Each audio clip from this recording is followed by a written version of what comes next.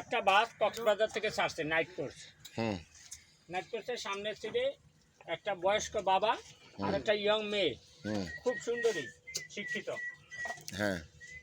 বাস পটিয়া পার হয়ে আসে পরে ওই লোক দাঁড়াইছে, কয় সুপ্রিয় যাত্রীবৃন্দ, আমি কোনো ওষুধ বিক্রেতা না, ক্যাম্বাজারও না, আমার একটা সুন্দরী মাইয়া আছে, আমার ওয়াইফ নাই, ফ্যামিলিতে আর কেউ নাই, খালি সুন্দরী মাইয়া একটা আছে, এটা শিক্ষিত মাইয়া।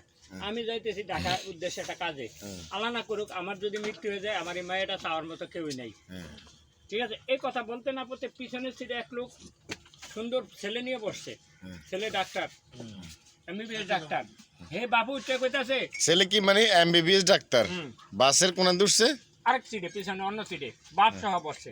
বাপে বলতেছে আমার ছেলে এমবিবিএস ডাক্তার, আমিও ঢাকা যাইতেছি একটা কাজে, যেহেতু আপনার এই প্রস্তাবটা দিয়েছেন, আমার ছেলে আমি আপনার মেয়ের জন্য ঠিক করলাম, ছেলেও রাজি। ছেলে কইতাছে আলহামদুলিল্লাহ, ছেলে রাজি, বিয়ে করবে, ওই মেয়েটারে বিয়ে করবে, পছন্দ হয়েছে দেখতে সুন্দর, বিয়ে করবে। এর মধ্যে কাজী একজন, হেও ঢাকায় অফিসের কাজে যাইতেছে, কাজী উঠে বলতেছে, কয় ভাই আসসালামু আলাইকুম, আপনাদের কোনো টেনশন নেই, আমি হলাম কাজী, এই যে আমার কাগজপত্র আছে, এগুলো নিয়ে আমি ঢাকা অফিসের কাজে যাইতেছি, আপনারা যদি পারমিশন দেন তাইলে আমি এই বিয়েটা পড়ায় ফেলাই, বিয়ে পড়ায় কাবিন করে ফেলাই।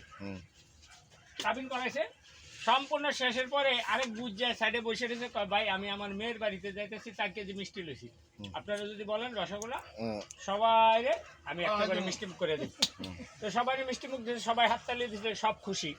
এখন আমার প্রশ্ন হচ্ছে, মিরেশ্বরায় গেছে, মিরেশ্বরায় যায় দেখে ওই যে কজন কাজীও নাই, সামনে বউ আর বউর বাপ এটাও নাই, পেছনে ছেলের বাপ এরাও নাই, ওই মিষ্টি আলাও নাই, আর বাকি সব বসে বসে গাড়ির মধ্যে জিমায়, কারো মোবাইলও নাই, কারো টাকা পয়সাও নাই। এটা কি বুঝলেন? এটা একটা চক্র।